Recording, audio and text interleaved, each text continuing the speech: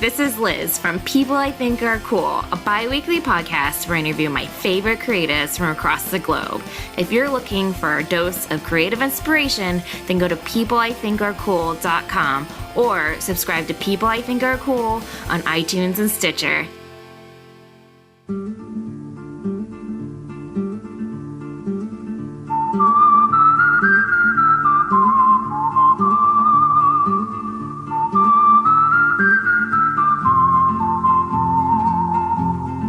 You are listening to the In the Mouth of Dorkness podcast. Here are Brad, Lisa, Brian, and Darren.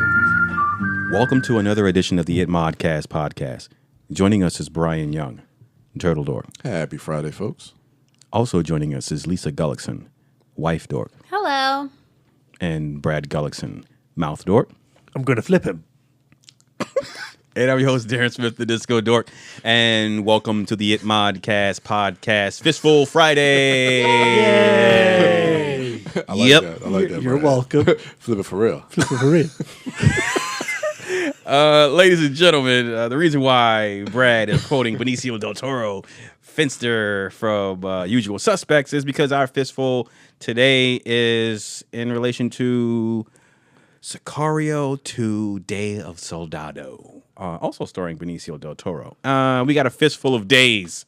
We're going to play very loosely with that concept, as we always do. I wanted to do soldados, but I could We've have done done Hitman. Hitmen before, haven't we? but only Mexican hitmen. Oh, only Mexican Hitman. Yeah, that's going to be a little... El Mariachi, Desperado, Once Upon a Time in Mexico, Machete, Sex Machine. Sex Machine. Fistful of Rodriguez, then. Yeah. All right. Got it. All right. Got it. Well, this is not that. This is a fistful of days. So, Brian, Yes. start us off with your number 5 and your fistful of days. It's gonna... Well, this is a movie that I was already in love with this woman, and this movie solidified that for me. It is Clerks 2. Nice. Clerks 2 is, I really, really enjoyed this film. Rosario Dawson, of course, Kevin Smith coming back and doing the sequel to the movie that put him on the map, which was Clerks. And this time they are working at Moobies. And that's it, right? Moobies? Yeah. And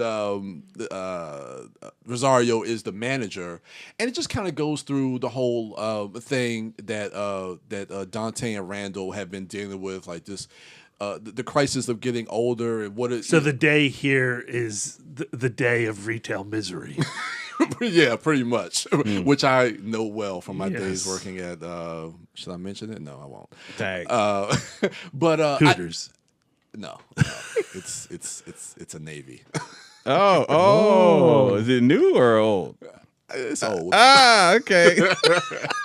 But yeah, I could definitely relate to the idea of feeling like your life has kind of passed you by, reaching a certain age, and feeling like your time has passed. And I like how this movie really speaks on that. It's a crude film, but it's also a film that has a lot of heart into it as well. And I absolutely love Clerks 2. That's my number 5. Have you seen Kevin Smith in a while? He's lost a fuck ton of weight. Yeah. I watch him every now and again. Yeah, I watch him. He's so thin now. His podcast with Mark Bernardin, Fat Man on Batman. Fat Man on So Batman. has he changed the title because he's no longer? I watch a little bit of that on YouTube every now and again. It's pretty cool, and yeah, he's lost a lot of weight, which I'm actually happy for him. Yeah, well, he had some kind of heart problem. Yeah. And he decided to do, so Penn Jillette came out with a book called Presto. Penn Jillette has also just recently lost 100 pounds. Yikes. Over 100 pounds. Oh, okay. And so he listened to the book Presto and decided to do the same diet. So he's doing Penn Jillette's diet. Interesting. Which Okay. is the Cray Ray diet. And it's insane. Yeah, okay. Insane life change. I can't believe anybody would do it. The first 2 weeks is you just get to eat potatoes.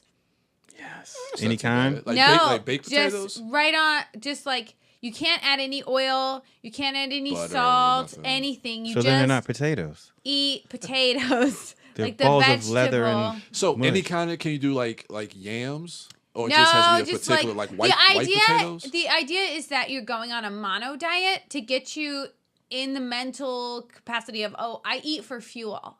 I don't eat for entertainment or for feelings or for whatever. So you like do a reset, like full on 2 weeks only potatoes. Did he do this diet after his heart attack? Yes.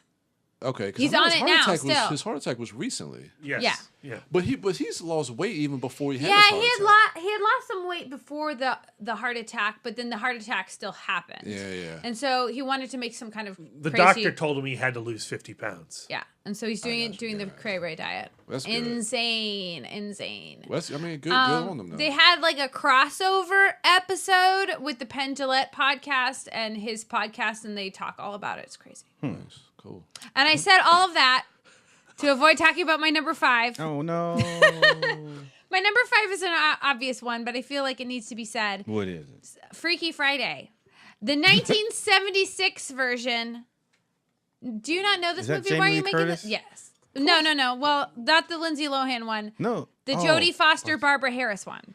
1976. Okay, yes, I've seen that one too. Yeah. Like, it's the story of, mother and teenage daughter, they're not getting along. So they both at the same time just like say something to the effect of, I wish that you could just be me for a day, or wish I could be you for a day. They say it at the same time, both holding the same stick of gum. I don't remember exactly the circumstances, but they switch places.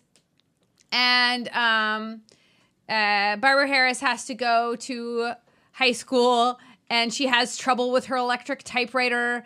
And then Jodie Foster has to be a stay-at-home mom, and laundry. So it's like that Chris Brown and Lil Dicky video. I haven't seen it. I always preferred Vice Versa with Judge Reinhold and Fred Savage. Oh. There's a magical statue Yeah. that made that happen. Yeah. Yikes! I remember that movie. Or the Dudley Moore Kirk Cameron movie, Like Father, Like Son. No. I remember This is a common problem back in the 80s. Switching bodies. Yeah. Yeah, but yeah, this movie is 1976, so this is the precursor to all of well, that. yes, Freaky Friday kicked it Based on the novel. that. I was thinking about the remake with Jamie Lee Curtis and Yeah. Lizzie Lohan. Okay, yeah. So you can still use that on your Fistful if you want. Freaky Friday. You're welcome, B.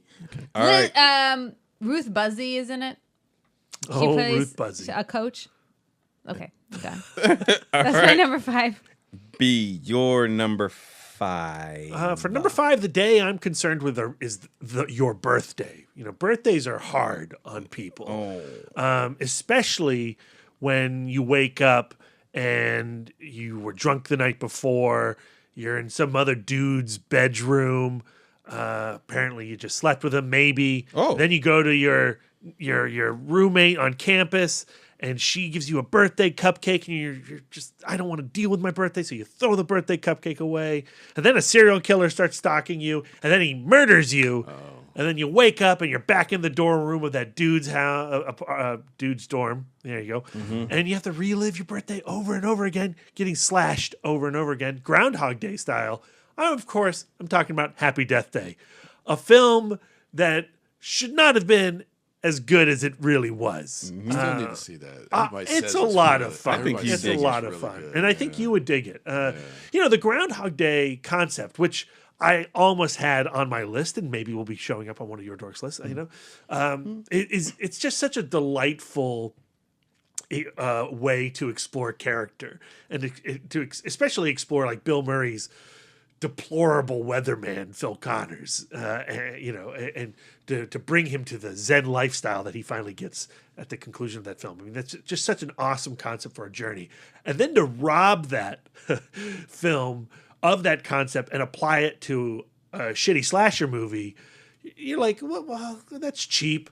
Yeah, but it's fun. It's a lot of fun. Is it a perfect movie? No, but it's a lot of, what's that word? Fun. And the main actress, Jessica Roth, is really fantastic in the film as well. So I don't know if I'd say I highly recommend it, Brian, but I do recommend it. Okay. Yeah. All right. Was that on your list, Darren? It was not on my list. My number 5 is Ferris Bueller's Day Off. Nice. This pick has come up on the podcast before. Brian, you've picked it. not too long ago, if I'm not mistaken. This is one of my favorite 80s high school movies. I always, Ferris Bueller was the character that I would, vicariously live through, wishing I was firstly that cool and that popular. Secondly, that I would be able to play hooky from school with a really pretty girlfriend and my best friend and steal his parents' car and do shit like that. Like, I wish I could do that, but I didn't. But I could live vicariously through Ferris Bueller in that film. I really enjoy that film. I like Matthew Broderick's. That's my favorite Matthew Broderick performance. Easily.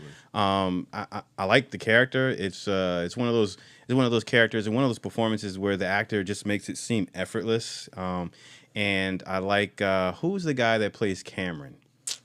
Oh my God. That guy. Yeah. The captain of the Enterprise B. Star Trek trivia.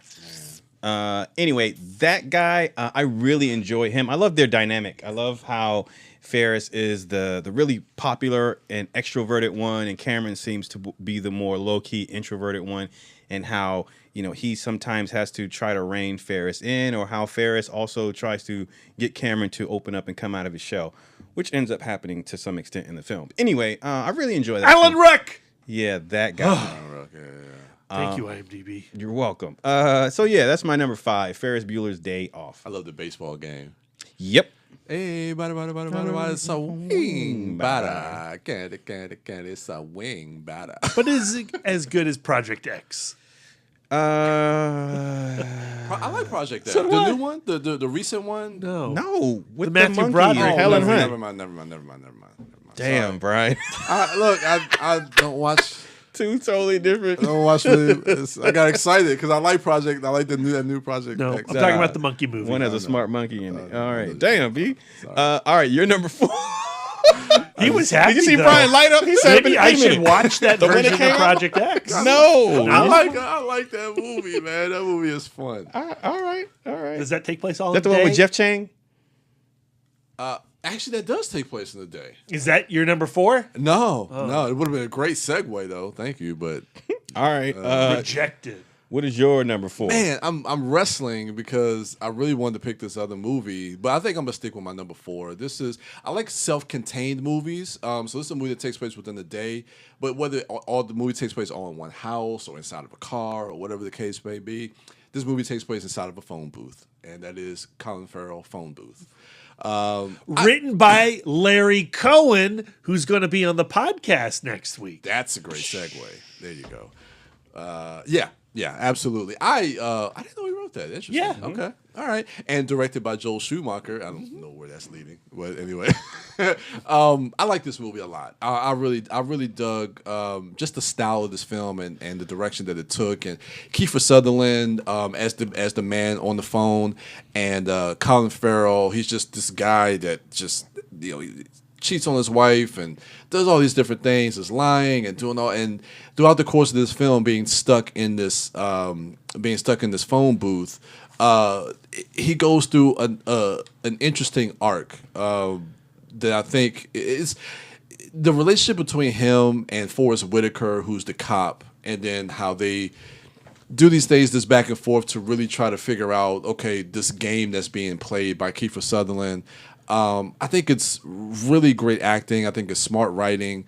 I really just dug that film, Phone Booth, a lot. And of course, that just takes place over that one day. So yeah, that's my number 4, Phone Booth. All right. Wife Dork, Yes. your number 4. Sometimes after you've had a crazy night, the next day is going to be pretty rough, just like it was for the dudes in Dude, Where's My Car? They wake up, Jesse and Chester wake up with horrible hangovers and no memory of what happened the night before and no idea where Jesse's car is. So they go on a romp, a wonderful adventure, trying to undo what they did. And there are aliens involved. I don't remember it very well. I but love Dude, Where's My Car? You do. Yeah. Brad does. I have it on Blu-ray. Ashton I saw it multiple Kutcher. times in the theater. Sean William Yeah. Scott, a rare Sean William Scott sighting. Not so rare in the In the early aughts. early aughts, but now rare. So he's a special sunflower. Yep. And random Jennifer Gardner. Yeah, She's in that that's right. movie? Yeah. Shit. She's one of the twins. She's one of the twins. Oh, okay. Yep. All right. Thanks. Great pick. Chinese food.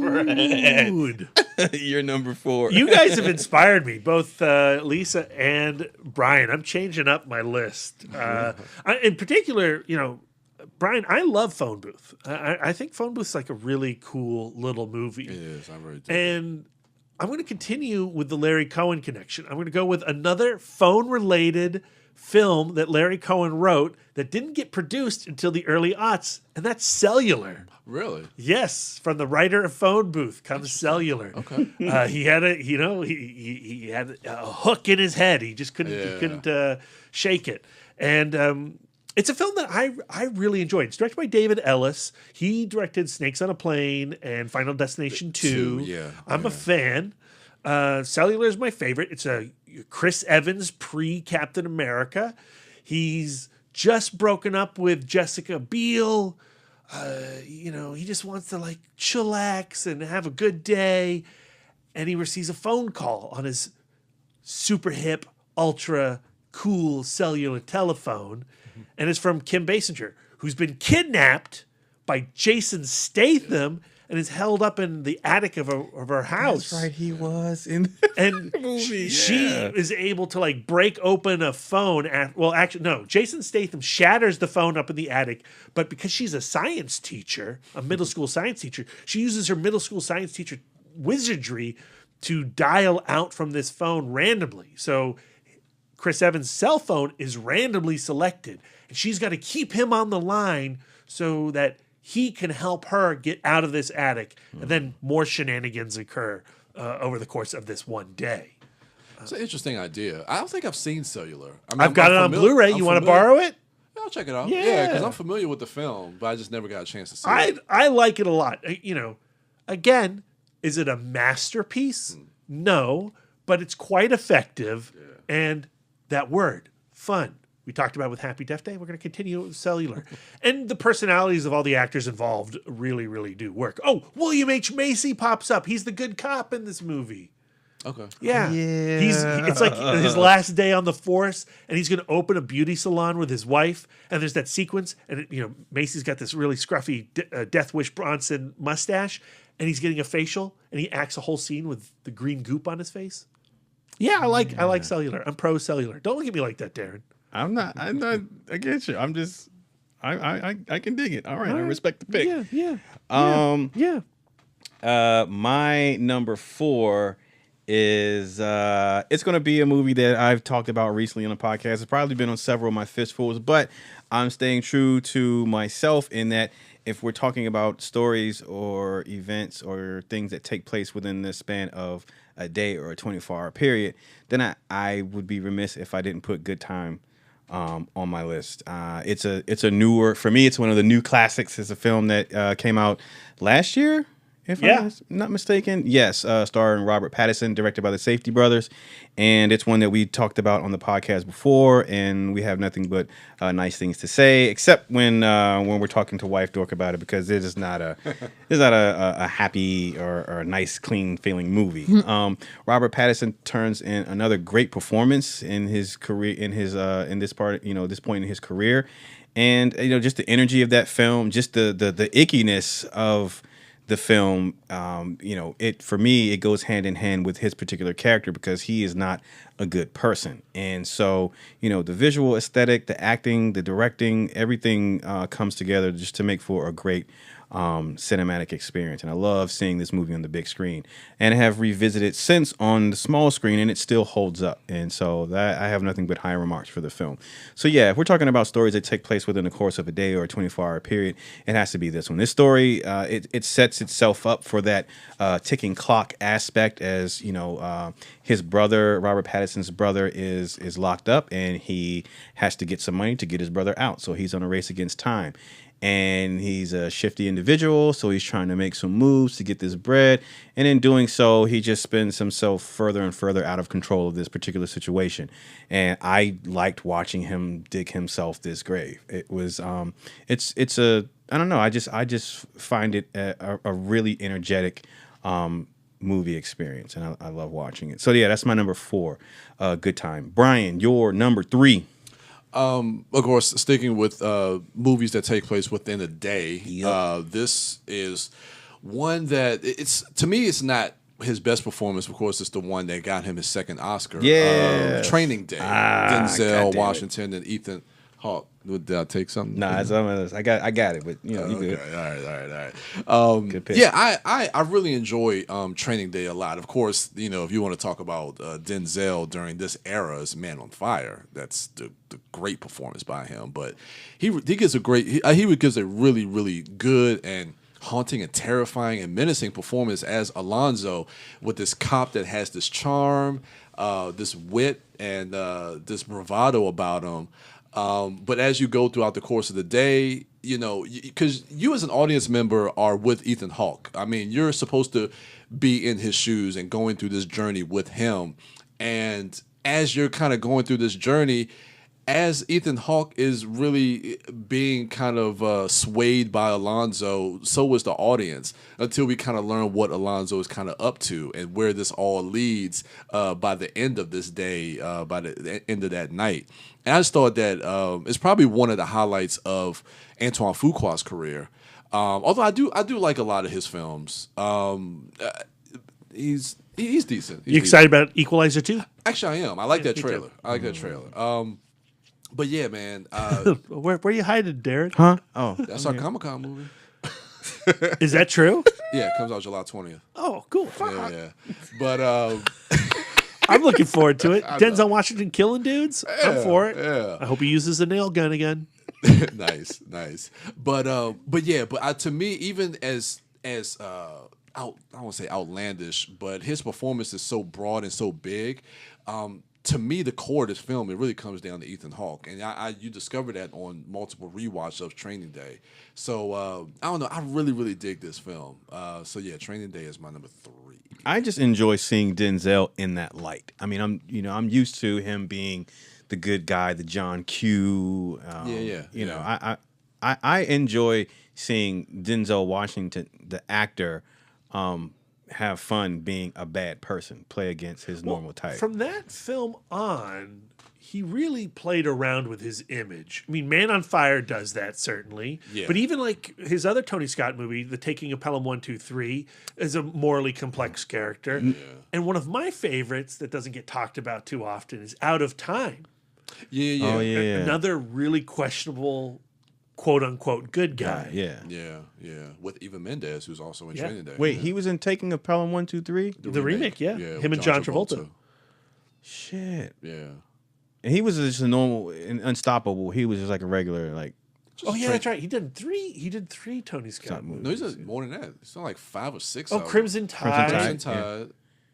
Crimson Tide, Deja Vu. Oh shit, Deja Vu. Man on Fire, Unstoppable, and Taking Pelham 1, 2, 3. Yeah, I just did an entire list of Tony Scott movies for his birthday because it just happened for Film School Rejects. Yeah. Tony Scott's great. Yeah. I love Tony Scott. And all of those movies with Denzel Washington are really, really good. Yeah. I love Tony Scott. Yeah. I mean, I was heartbroken when he passed away. Yeah. But And Film School Rejects made True Romance the number 1. As you should. Is that what you should be? Okay. As you should, yeah. I tried to make a case for Domino. As number 1? It's number 1. people don't talk about Spy Game. I dug Spy Game. Spy Game's fine. It's fine. It's no Domino. No. I got Domino raised to number 12 on the list. Okay. That's where it Did he do ultimately The fell. Fan, or was that Ridley? No, that he was did him. The Fan. Yeah. With my boy Benicio. And Wesley, Oh, all another right. boy. All right, Lisa. Yes. Your number 3. My number 3 is an experiment in how much shit can happen in one day. Yes. And that is Paul Thomas Anderson's Magnolia. Okay. That movie, my brother Joe was obsessed with this movie for a while. I've seen it a couple of times. We had the fat VHS It's like a double tape. box. Yeah. Yeah. An amazing ensemble cast yeah. in this movie. Great Tom Cruise performance. Tom Cruise as the misogynistic motivational speaker who became estranged from his father. Jason Robards so good. John C. Reilly is in it, right? John C. Reilly, William H. Macy. so good. Philip Seymour Hoffman for a second. He's like in it for yes. like a second. Do you know like He's got more. He's got a couple scenes with Robards. yeah, but I mean he's like Yeah. in terms of like the main characters, he's barely in the movie. Was Don Cheadle in this one, or was that just, was that The Boogie Alfred Molina as Solomon. I don't think. No, he was in Boogie Nights Boogie though, right? Nights, Okay. Magnolia's good. Magnolia feels like you're watching a crazy French braid. Like all of these different plots are going in together, and you just they seem unrelated, but as the movie goes on, you see that all of these people's lives are connected, and it's got frogs falling from the sky. Do you know who else is in this movie? I've been combing through the IMDb list, and the IMDb Julianne Moore. She's great. Julianne Moore is absolutely wonderful. She plays the trophy wife who accidentally falls in love with her husband. Pat Healy. Friend of the podcast, apparently. Really? He played Sir Edmund That's William right. Godfrey and Young Pharmacy Kid. Oh, I do not remember that. Patton Oswalt, apparently, also in this movie as Delmar Darien. Paul F. Tompkins plays the voice on the phone. I need to watch Magnolia. So It's everybody's been a in- long time. Yeah. Paul Thomas Anderson was super into the LA comedy scene, so he loved pulling people from that. So some of my faves in there, but like totally worth a rewatch if you're into Yeah. being like emotionally I devastated. saw that at Centerville Multiplex when National Amusements was still a thing. Dang. And that crowd was so restless throughout that entire film. And then when the frogs came down, there was a lot of like WTFs going on. Yeah. Although we didn't call them WTFs back in the day. We just called it, what the fuck? Oh, all right. But yeah, Okay. Good pick. thank you. Brad, your number 3. My number 3 has, Friday. You got to go Friday, right? But not the Friday you want me to go with. I'm going Friday the 13th. Oh, man. I still haven't Which seen one? Friday. Which one? What? I've never seen Friday. That was always going to be a homework, and then we abandoned the homework concept. Which Friday the 13th? I'm going with the 2009 remake. Shut up. Boom. No, you're Yes. not. Are you yes, trolling I am. me? Really? I am sort of trolling you, but I'm also being genuine. All right. In the sense that I think this film gets a bad rap. I think it's actually a pretty solid remake. Marcus Nispel, who did the Pathfinder and he did the remake of Texas Chainsaw Massacre, he's got a hell of an eye. Yeah, he does. And I really enjoyed how this film remakes the first film in its opening credits with Nana Visitor as Mrs. Voorhees. And then in the opening section, you get Jason finding his potato sack head and killing a couple people. And then he eventually finds his hockey mask. Yeah. But like the opening kills where the kids are out there looking for weed, Sister Christian's playing on their Walkman.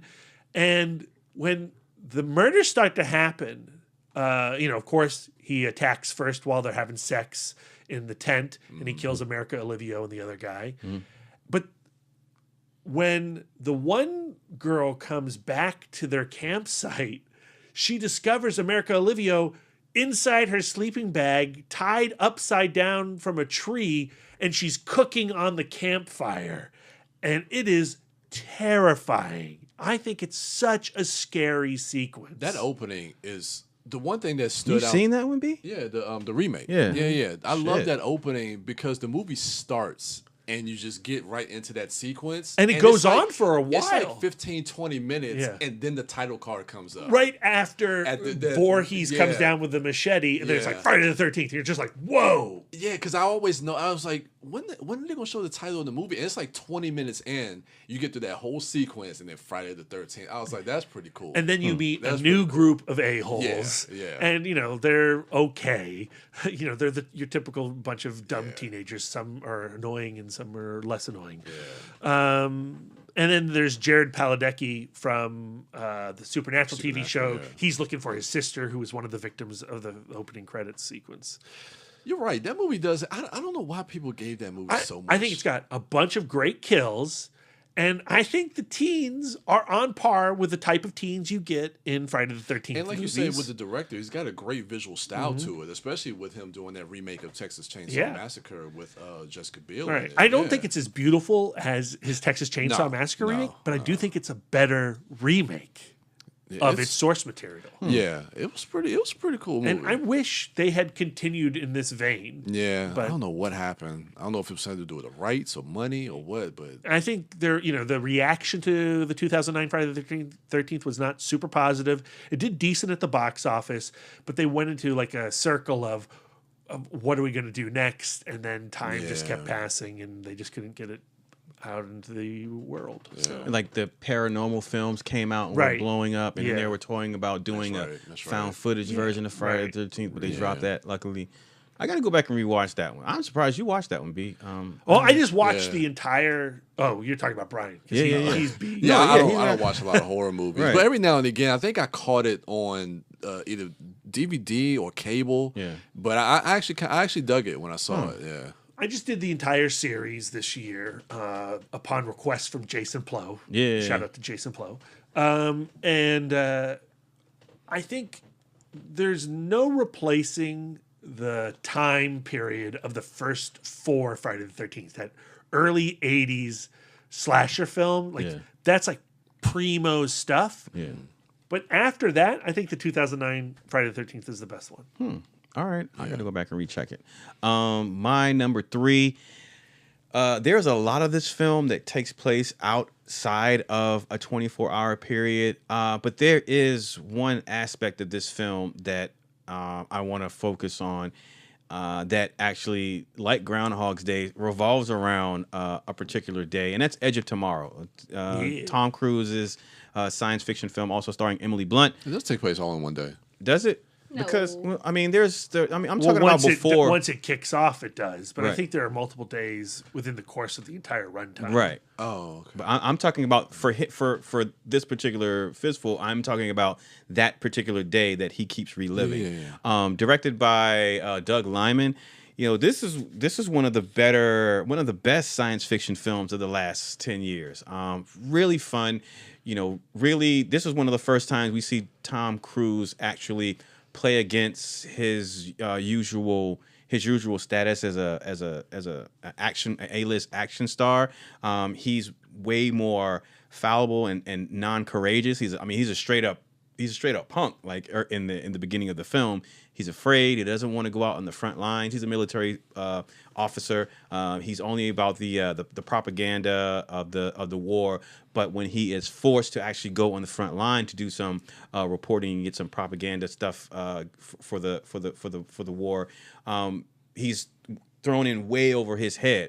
But through the process of this alien phenomenon that causes him to relive a particular day with a particular battle over and over, he becomes more adept at his exosuit, which is another cool element of the film. With these future soldiers, future military has these exosuits that they use. As you do with anything, through repetition, you become better and more accustomed and acclimated, and things become muscle memory. And he becomes the Tom Cruise that you know of him. He becomes the Ethan Hunt. He becomes, the superhero Tom Cruise from all these other films by the midpoint on through the end of the film. And it's just a fun movie to see him poke fun at himself and be cowardly, and then see him come into his own. But it also is a cool movie because Emily Blunt gets to be this badass, wearing her exosuit, swinging a helicopter blade, taking out these alien creatures. The alien creatures design themselves are really unique and fun to watch. They go with the feel of the film. There's a lot of movement and kineticism in the imagery that Doug Liman captures when he's shooting these battle sequences. It's a really fascinating behind the scenes documentary to watch on the special features on the Edge of Tomorrow disc to show where they were filming on location, using practical explosions and mirroring that with some CGI accoutrements to give this full scale assault its life on the screen. And I don't know, I really dig that film. It's infinitely rewatchable. And Cruise, as always, gives 100%, and Emily Blunt, she holds her own right up there with Tom Cruise on the screen. You get a great performance from Bill Paxton. And I don't know, it's a really fun film, and it has a really cool science fiction concept at its core, and it's just done expertly with Doug Liman at the helm. So yeah, that's my number 3, Edge of Tomorrow. B, your number 2. Well, I'm just going to go ahead and keep that Tom Cruise train, just keep chugging that along. Yeah. And like you were saying, as far as being a different type of performance for him, this is also a different type of performance that he gave to us as well with Collateral. Collateral with him being... You look, Brad, you look relieved. I am a little relieved. Okay, because I know you love that movie. I do love Collateral. I do Yeah. love Collateral. That's a great pick. Yeah, so... It's not the Tom Cruise Day movie I'll be picking later on. Yes. Okay, Back to okay. Tony Scott. But I love Collateral. Collateral is one of my favorite Michael Mann movies. It's one of my favorite films. Again, we talk about like what I said with Training Day with Denzel Washington giving these very broad performances. Again, we have Tom Cruise playing the villain, and he gives a performance that definitely requires you to draw your attention to him. But I don't want to lose the fact that what's his name? Jamie Foxx. Jamie Foxx gives a very quiet, subtle, and understated performance. Again, just like with Ethan Hawke, carries this film through. And let's not forget that this is 2004 when Jamie Foxx was nominated twice. Everybody talks about Ray, but he was also nominated for Best Supporting Actor for Collateral in the same year. It's really a leading role. That's I know he's in the supporting, and but his character is the lead of Collateral. Yeah. You're right. Because we're following him throughout the film. Of course, Tom Cruise has the bigger name. Yeah. But I love everything about this movie. Again, going back to what I was talking about with Clerks 2, and just talking about somebody that feels like they're kind of not living up to their potential and feel like their time has kind of passed them by. This is the thing that really just kind of resonated with me with his character, with Jamie Foxx's character, having this idea of wanting to start his own limousine business. And, he keeps speaking it, but he's not really doing anything about it. And this night when he picks up Tom Cruise is a life-changing moment for him. It's a life-affirming moment that makes him change the course of his life and what his priorities are. And I love that for his character. It's to me, I just think it's a fantastic film that just works on all different levels. So that's my number 2. One of my all-time favorite movies. Yeah, All right. Collateral. Yeah, Collateral. same It's in my here. top 100. Wife Dork. Same on us, yeah. Yes. Your number 2. Green Room. Yes. Man, I did not think about that movie. It does. It does happen in one long, terrible day. Yeah. We've talked about this movie on the podcast a lot. Writer-director Jeremy Saulnier does an amazing job telling the story of a band that takes a gig that is out of the way and gets trapped. Mm-hmm. And they spend the rest of the movie fighting for their lives, fighting to get out. Yeah. Starring Anton Yelchin, Aaliyah Shawkat, Macon Blair. Just a wonderful cast. Captain Picard as the white supremacist leader. So good. And when you reach the end of that movie, you realize this has happened in the matter of hours, and the intensity and the relief and the sadness and the confusion that you feel at the end of this movie is just astounding. Yeah. Yeah, a great movie from 2015, a great year for movies. A new classic. One of the new classics. Positively. Oh, man. Great pick, Lisa. Imogen Poots. Emoji, yeah. Oh, sorry. Oh. Sorry. Brian got excited. What? You can't talk about Green Room without bringing up the Poots. Yes. Brian, great have you pick. watched Frank and Lola yet with Michael Shannon and Imogen Poots? No. I think you'd dig that movie. Okay. Yeah. Cool. All right. B, your number 2. My number 2, on my Weekend Dork earlier this week, I spoke of Al Pacino and Justice for All. So I feel like I've got to bring in Dog Day Afternoon. It's one of my all-time favorite movies. It's probably my favorite Pacino performance, period. Yeah. For those that don't know, it's the story of first-time crook Sonny, Al Pacino, and him and his buddy Sal, played by John Cazale, and Stevie, played by Gary Springer, go into a bank and they're gonna rob it. And of course it goes terrible because they're a bunch of putzes. And they have to take hostages, and the cops come in, and there's a standoff, and it's a scenario that you've seen a dozen times, if not 24 or 3 dozen times in cinema. But this is the movie for the standoff. Yeah. Have Have you seen this, B?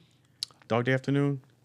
Probably not. I think Brian would really. I think Brian would love it now. Yeah. But I'm guessing you know a lot of the big beats. Yeah, Attica. And it speaks to the moment of 1970. I think the film came out in 75, but I think the film takes place a few years early. Yeah, 1972. Yep. It's a politically charged movie. It's an emotionally charged movie, and it doesn't let up. You're with those guys inside that bank. It's incredibly directed, incredibly acted. Yeah, it's very, very. It's a great movie. Yeah. What new things could I possibly say about this film if you haven't seen it already? It's just worth your time. When people talk about the 70s being like the best decade of cinema, I often push back on that. But at the same time, it did produce real gems like this. Yeah. Great pick. I was kind of hoping that would be on your list. All right. My number 2 on my Fistful of Days is the film directed by my favorite director, my favorite living director, and that's Quentin Tarantino, and that is Pulp Fiction. This was the movie that really opened my eyes to him. I want to say I saw this before I saw Reservoir Dogs. Does it all take place in a day? Yeah. Everyone's day is crossing, right? So it opens with them in the diner, right? But the date with Mia is not the same. Yeah, that's a different day. That happens because Is it happened in a like, flashback? that's that night. That's that night. Is it that night? But then Yeah. he dies earlier the next day. He's killed in the apartment complex. Yeah, Travolta. during the Bruce Willis story. I think those are different days. What movie are we talking Pulp about? Fiction. Is that what you said? Did you say Pulp Fiction? Yeah. All right. Well, I think maybe hold on. No. I'll keep it. I'll keep Pulp Fiction, and I'll just point to one particular character story, Bruce Willis's story in Pulp Fiction, because you talk about somebody who having a really bad day. So within Pulp Fiction, that's true. Within Pulp Fiction, like the stuff that happens to Bruce Willis's character, is it Bruno, if I'm not mistaken? No, Bruno is his band name, Butch. Right? Butch. Yeah. So what happens to the character of Butch Bruno. in one 24-hour period is pretty insane. So his character is this boxer who's supposed to throw this fight. When we first meet him, he doesn't throw the fight, and he has some bad guys looking out for him. So he has to go on the lam with him and his girl. So while they're on the lam, they stop off at a hotel. And in a rush to pack everything, his girlfriend forgot to pack his watch, and it's a very special watch. And so he has to go back and get that watch. He goes to get that watch. He runs into John Travolta's character. That's when that happens that you mentioned earlier, Brad. But on his way back, he runs into Marcellus Wallace, and that exchange leads them into Zed's shop in his basement, complete with the gimp and all manner of other bondage and crazy shit going on. So, Does Marcellus Wallace look like a bitch? What? Does Marcellus Wallace look like a bitch? What? Say what again? I dare you. I can't remember the rest of it. I double dare you, motherfucker. Say what one more goddamn time. What?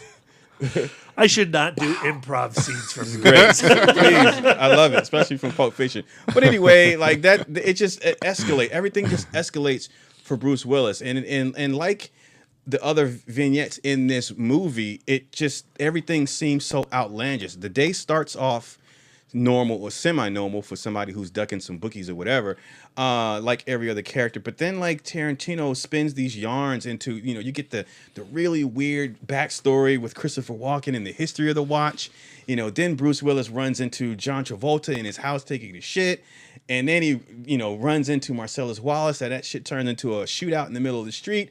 And then he stumbles into this shop, and in the basement, this dude's got a guy in leather dressed from head to toe in a box. And it just spins out of control, gets super nuts. And I love that about the film. I love that about the story. When you tell these stories that start off seemingly harmless and then they spiral out to some really outlandish stuff, I find that really fun, and that's what Pulp Fiction does. With Jules and Vince, they're out doing a job, and they're going to pick somebody up, and then that just escalates to Marvin getting his head shot off, and them cleaning out the car, and then freaking the wolf coming over, and they're in the backyard being hosed down, getting brains washed off of them. So like, all those stories in this movie follow that similar pattern, but I just want to focus on Bruce Willis's because his, to me, is probably the most nuts of them all. And so, yeah, and that's my way of getting Pulp Fiction on this list because, I got to have that on my Fistful of days. All right, Brian. Good save, Disco. Brian, your number one, your Fistful of days. So my number one, I don't know if this pick is just for nostalgia, because this is a movie that I loved back in the 90s. I'm sure, shout out to Emily Sears, she would approve this pick. It is Speed. Oh, yeah. With Dennis Hopper, Sandra Bullock, and of course Keanu Reeves. Wasn't that on your last Fistful? No, what was And our does last Fistful? does it all take place on a day? Because there's that whole scene with the elevator, which is days you know before what? this scene. Just like what Disco did with his last pick, I'm just going to focus The on... climax of the movie is in one day. I mean, to me, you can't do the same thing. Yeah. So, but I love Speed. Speed came out in 94, June 10th, I think, 94, June 9th, one of those days. June 94. Anyway. But I saw this movie like 3 times in the theater. I bought it on bootleg and watched it because it was nothing like I've ever seen before. It literally felt like a thrill ride.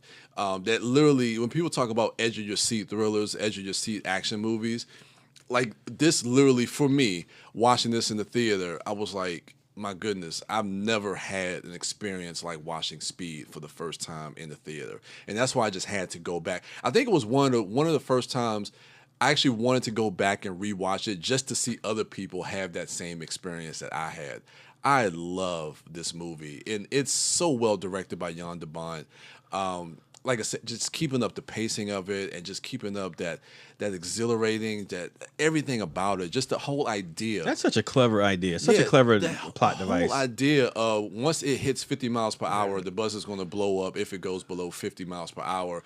And once that bus hits 50 and it has to keep moving and they're going through the city and all these different... it's just absolutely... Another movie with Alan Ruck in it from Ferris Bueller's Day Off. Yeah, he's right. in that. And...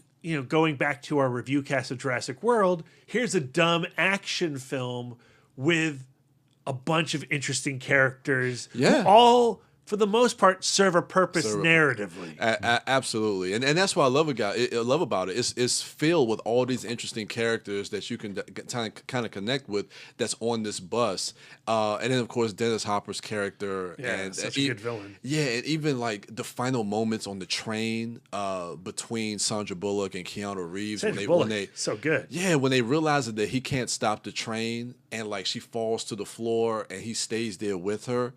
And then the way that music kicks in, it's so like these are characters that you really care about. I loved Speed. Speed was such. I an love awesome the part when the bus is finally stopped and you're like, are they gonna fuck on this bus? That was my favorite part. No, they're out of the bus when that happens Oh. because they slide off on that thing. I bet they did. Once again, the Lisa edit. Well, Lisa and I Everybody's naked. Everybody's we just naked. watched it a couple months back. And Okay. that was a great movie to return to. I hadn't seen it in, I don't know, 10 years. Yeah. It's a movie that I'll never forget that experience watching it for the first time. Like all those moments when they have to make that turn. Yeah. And everybody has to shift to one side so it doesn't tip over.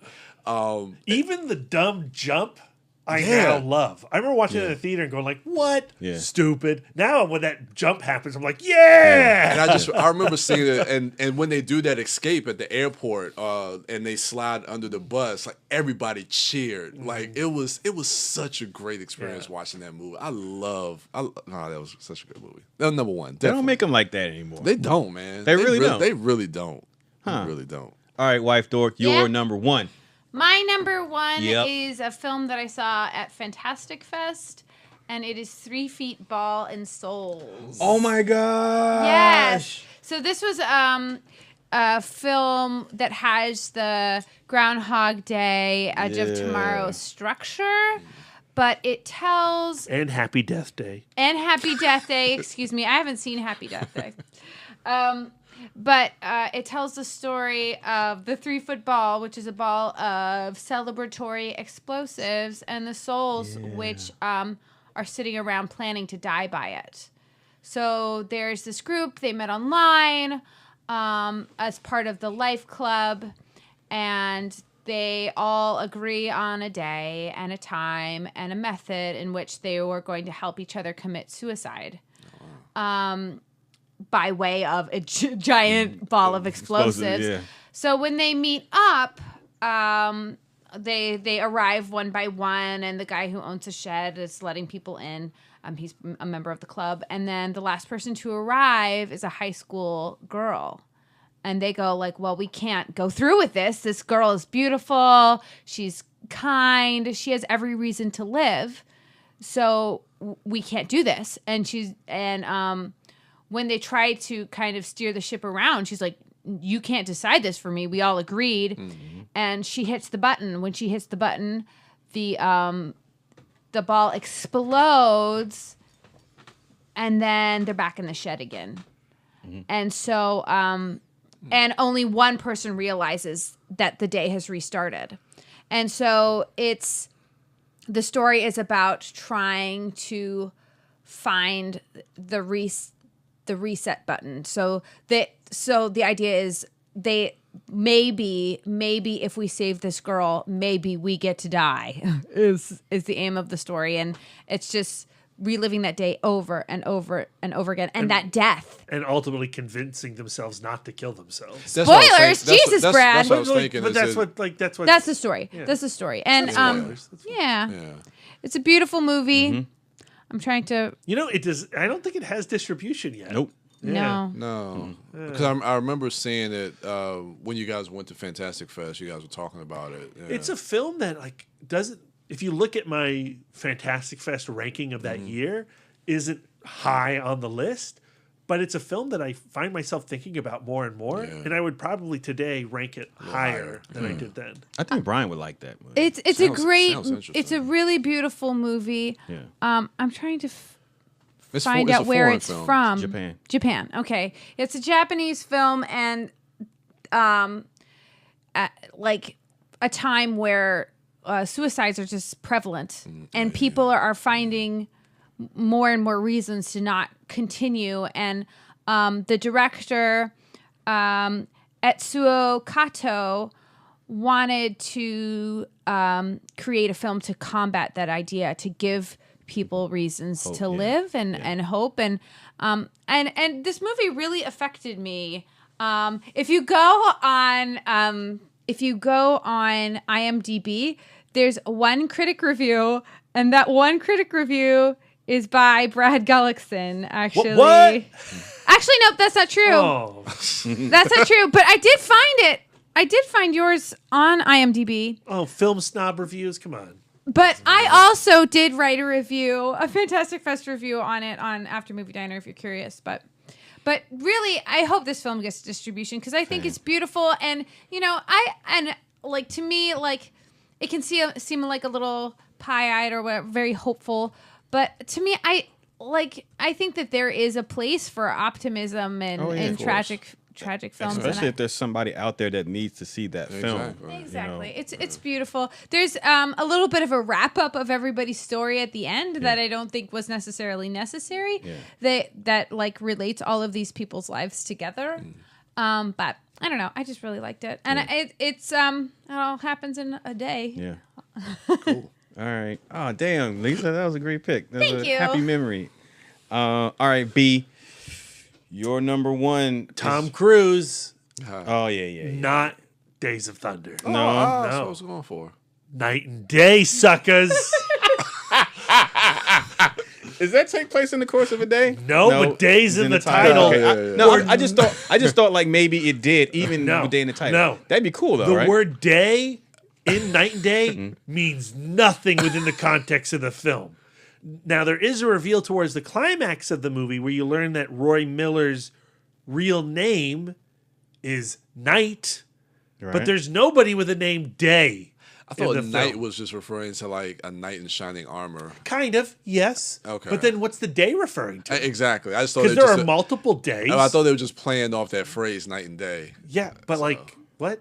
Huh? It makes no It makes no sense. But the film is great. And this is the film that I catch the most shit from people at this table, people outside of this table. I like the movie. It's better than Logan. All right? James Damn. Mangold, you're looking at his filmography. I'll take Night and Day any day over Logan or Copland or whatever Boba Fett movie he comes up with. Jeez. Night and Day is brilliant, Brian. Don't give me that face. I like it, but that's a big statement. It's a very Brad movie. What I really enjoy about the film is it has this very Hitchcockian setup where Cameron Diaz, through happenstance, gets some microfilm. Actually, is it microfilm? No, it's a super battery put into her luggage, and she boards a plane, and Tom Cruise boards a plane, and there's like 3 or 4 other people on there, and they all want to kill her to get the super battery, and he fights them off.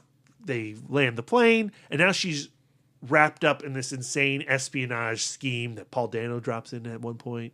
One of the few Paul Dano performances I enjoy. And the film plays off of Tom Cruise's manic energy really, really well. He has a He's lot of charm. crazy. He has a lot of charm, but there's also like this insanity to it. Yeah. You know, because for the first half of the movie, you're like, this guy's a nut job, Cameron Diaz, run away, he's crazy. But then there's this infectious attitude that occurs, and you know, Oil and Water. And you know, Cameron Diaz is also playing off this nut job, hyper happiness vibe, and the two just really work together, in my opinion. I know that I seem to be alone, and you're all looking away from me, but I love this movie. Do you have this on Blu-ray? I do. Would you like to borrow this take as it well? home? I gotta Sure. go back and reevaluate. I mean, I like the movie. I can't speak anything against you on that. I don't share that same enthusiasm, but I do like Night and Day. Thank you, Brian. I do like Night and All Day. right. It is better than Logan. You're right. All right. Brad is like Say all that. Brad is like Tom Cruise in Night and Day, and your manic and infectious energy about the movie. Hopefully, it'll rub off on me, and I'll enjoy the movie and come around to it like the people in the movie coming around to him. And when they finally kiss at the end, Lisa, are you gonna have a problem with that when I finally come around and we kiss at the end? B&B? As long as I get to watch. All right. All right. Nice. All right. you like it, Lisa, right? I do like Night and Day. Very entertaining film. Okay. All right. I'm gonna give it a reevaluation. I'm gonna rewatch it. You know what? That'll be my next week in Dork. When Yay! I was surprised that was your number one, B. Yeah. All right. You shouldn't be I can if dig you it. knew me really. Come Well, on. but now that it makes sense. I mean, I was expecting yeah. like some Days other of Thunder movie. is also great. I was expecting that or Friday the 13th Jason X because it's That's Friday in the 13th space, movie, right? so we But it's a don't Friday know. the 13th character. Well, but I mean, Friday the 13th is nowhere in that title. That's And Oh, true, like true. it doesn't take place on that day, I don't think. I think it's just Super Jason killing a bunch of idiots on, I mean, Jason X is amazing. I agree. I love that movie. All right. But my number one is It's almost Halloween. Is the obvious pick. And that is Mad Max Fury Road. Only because it's been like 2 weeks since I mentioned it on the podcast, and I'm breaking out in hives, so I have a quota to meet. I am of the mind that this movie takes place within a 24-hour period. It is daytime when it opens. Yes, there is a night sequence and the sun rises again, but then we're at the end of the movie in the third act. So I don't need to talk about this film anymore. The plot is there is there is some people trying to escape a bad place, and they run into Max, who is trying to escape everybody and just be left alone. And he finds a reason to fight for these people. These people go back and get their water after some crazy and insane and ingenious action stunt filmmaking and acting. Just efficient and extremely well and badass storytelling in Mad Max Fury Road. That takes place in the course of 24 hours. So, yeah, that's my number one, ladies and gentlemen. I really love that movie. I just saw the picture of the Comic-Con exclusive of the fucking Nux driving Max on the front of his vehicle. The pop, of Max with the mask on. Dude, I need that. I thought I was done. I have all the regular pops. There are so many this is exclusives right now, and there are a lot of really interesting pop exclusives. But this is the only one I care about, right? Yeah, I know. That line is going to be in fucking sane. I mean, it's going to be a rough line. I'm not expecting to get it at Comic-Con. I understand that. Oh, yeah. I'm expecting to buy this shit on eBay. Exactly. Yeah. I'll buy it in line at Comic-Con off of eBay once it's put up. But make no mistakes. I have no delusions about getting that. The Funko legit. line is a beast. It's nuts. Yeah. Last year, they cleaned that entire, because Funko has their own. Yeah. They cleaned that entire section out. Yeah. It looked like how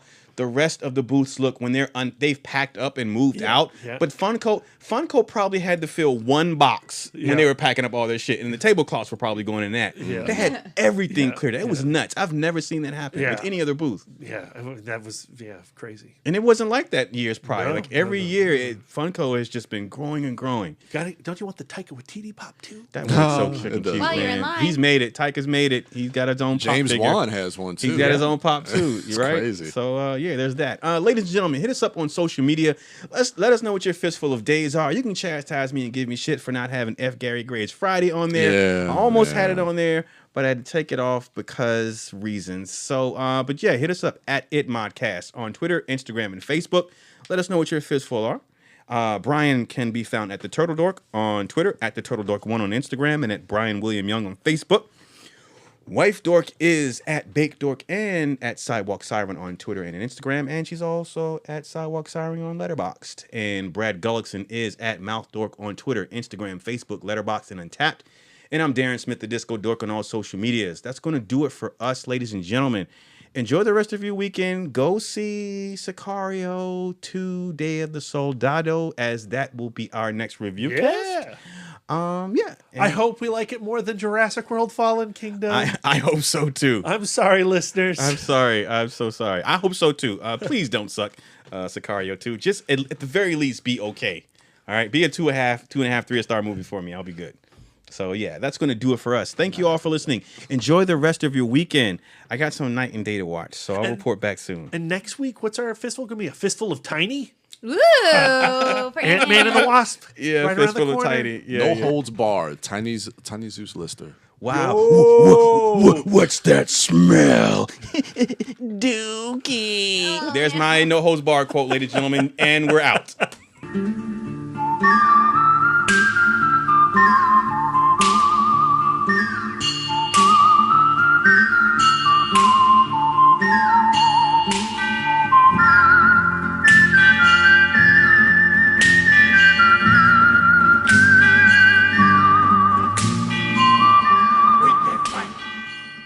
You like film, from cult to classic, from blockbuster to B-movies. And there just isn't that one place with all the fan fervor and passion that's covering the kind of mad, diverse brilliance that you love. Well, that's where you're wrong. AfterMovieDiner.com is that fan-built movie nirvana just for you, featuring the sweet, sweet writings of the wife dork herself. AfterMovieDiner.com. Go there. Be the best you can be.